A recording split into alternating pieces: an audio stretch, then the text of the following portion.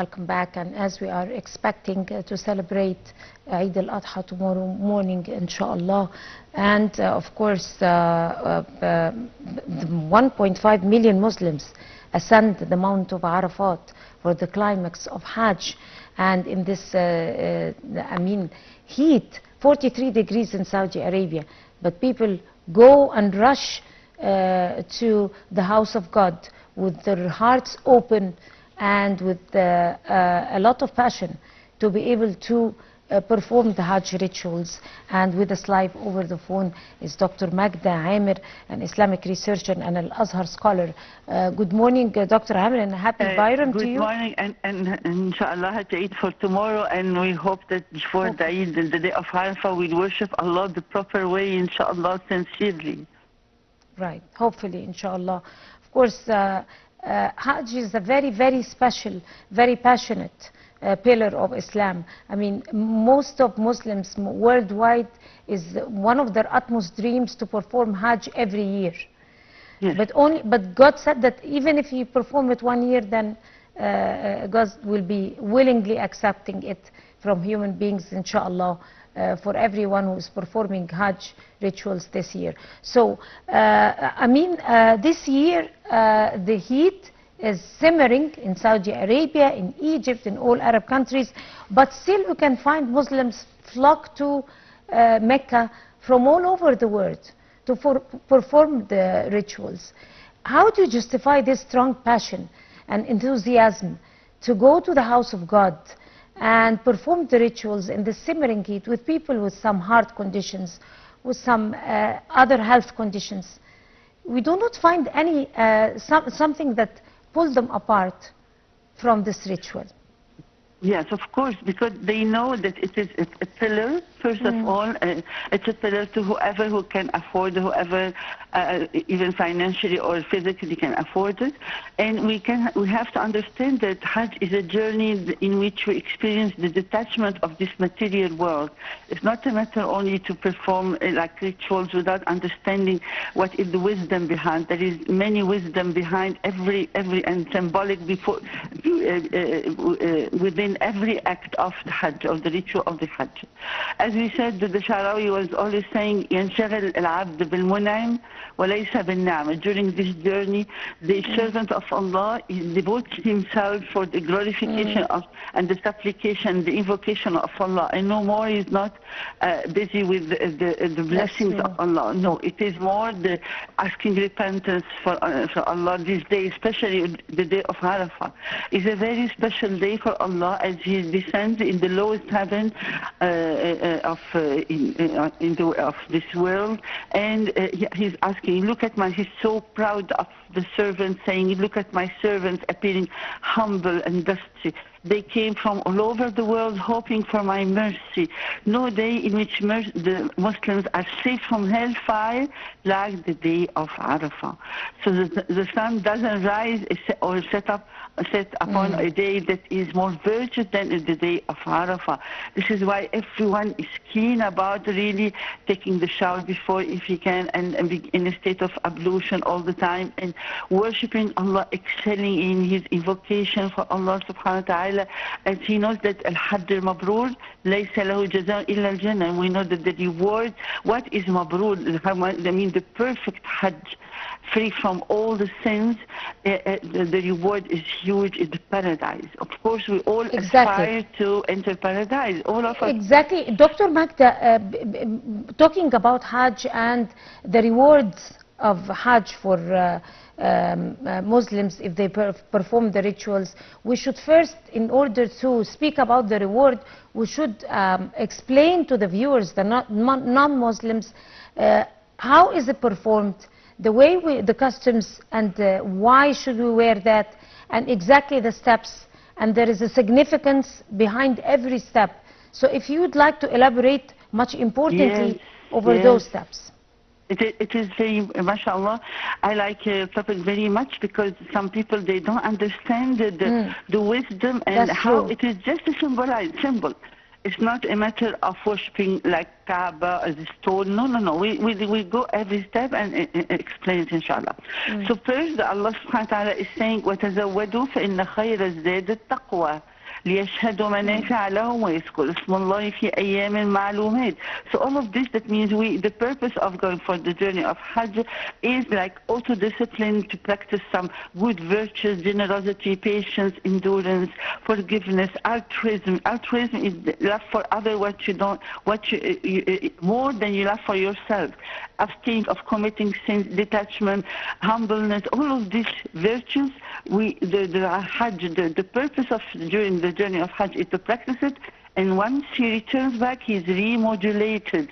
He changed completely. And this is internally, we're talking about taqwa or faith inside. So it is when you're dedicating your time for this, then you evoke or see the feeling the feeling of solidarity, the fraternity, and how Muslims together they should be one unit, and of course also you can notice that there is ihram.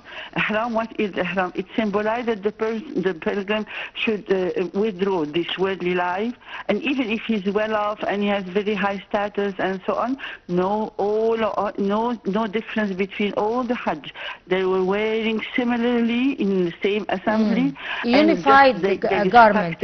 But then apart from the garment, Dr. Magda, shower, not to offend the others in the crowd. This is Dr. Magda, Dr. Magda, apart from the garment, I mean beyond the garment, Doctor. Shroud, like exactly. It reminds us of the Day of Judgment. Beyond the garment, we're talking about beyond the garment, apart from the garments that is unified for all the pilgrimages. We're talking about the steps, the phases of Hajj. Well, this is a must. This is a pillar to be in a state of ihram. It is the first step in Hajj. If you miss it, they have to slaughter. I mean, it's a problem. So we're not talking now about fiqh, but actually, it is the first step is to enter in the state of ihram, so that we applied according to the Quran. In akramakum indallahi atqakum. That means the only criterion of discrimination between Muslims is piety. So this is the first step, let's say. And also when you start to say labbaik Allahumma labbaik, you cannot say it without being in a state of ihram. And once you say labbaik Allahumma labbaik, subhanallah, I mean, you enter in resonance with the whole world, like every stone is according to the hadith, it's not me. Every stone, every bird, every tree, the whole world is resonating, saying ما من عبد يلبي إلا لبى عليه كل حجر ومطر حتى أن الأرض تتقطع منها هنا. It means you feel peace with the universe, peace with Allah, peace within. So and then the other stage, you reinforce your piety by keeping or repeating labbaik Allahumma labbaik, answering the call of Allah to, inshallah, to practice the Hajj. Then there is you know that you're heading to Mecca. Mecca is the site of the cradle of Islam and the birth of monotheism. So you revive all this positive energy and you spread it all over the world. SubhanAllah, it's like the center of the magnetic field on earth. This is why you have to understand it is symbolic. Everything is symbolic. Subhanallah, and we know scientifically when you prostrate in direction of the Kaaba, subhanallah, you get rid of all the negative energy and electrostatic charges from your body, and subhanallah, exactly. This is but scientific. Then there are other phases where they collect the pebbles, where they go to Mount Arafat, they stone the devil. Talk to us about the significance behind this. We go step by step, as you said. First, we turn the tawaf. We can say like step by step. Let's say the tawaf first. Yes. Tawaf, that means the circumambulation around the Kaaba 7 times. The number 7 has its secrets, as we know. 7 days of the week, the 7 heavens, the 7 earths, the 7 continents, and so on. So also this circumambulation anti-clockwise also, it has its secrets by recharging your body with the spiritual energy. As we know that above the Kaaba we have the Bayt al-Ma'mur. That means the throne of Allah is above, and every minute there is an angel that enters and never come back until the Day of Judgment. So this is, you have to understand that the location of the Kaaba itself is a holy place, and you, mashallah, the pilgrim in the state of ihram and preparing, dedicating himself and preparing himself with the ghusl, with the shower and all of this, he entered in this amazing resonance with the angels turning around the Kaaba and so on. Then we have Zamzam water also. After turning the Kaaba, we drink from Zamzam water, which is a blessed water. And we know the story about Zamzam, how we revive, also commemorate or whatever happened with Hajar, the wife of Ibrahim alayhi salam, and how is her son, when he left them, commanded by Allah to leave them in the desert with her son Ismail. She kept on running back and forth, and at the end Allah subhanahu wa ta'ala blessed them with the Zamzam water, which has many benefits concerning health and spiritual energy again. So this needs time to elaborate, but just I'm keeping on going from one step to another. Yes. Then we have the Sa'i, again to revive Hajar, how she was going back and forth, and then with throwing the stone, as you said, you have three types of stones: the small, middle, and the big one. We collect in Muzdalifah the pebbles, and this symbolizes the cursing of Satan, declaring the war against Satan. Satan who whispered and rebuked. We need to rebuke the Satan, devil, and all his, and master the temptation and be strong Muslim, mashallah. So this is also symbolized. I want to say all are symbols.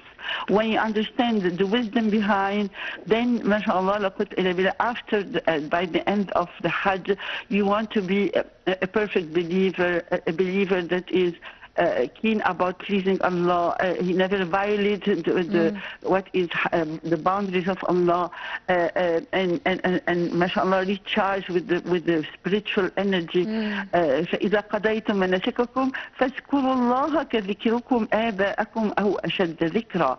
That means that the best of our deeds is to the perpetuity. After the Hajj, the pilgrim is remodulated, and he is like practicing also discipline concerning good conduct. Allah subhanahu wa ta'ala, He wants to teach us that it's not a matter only to worship Him. With the crowd, you have to be merciful.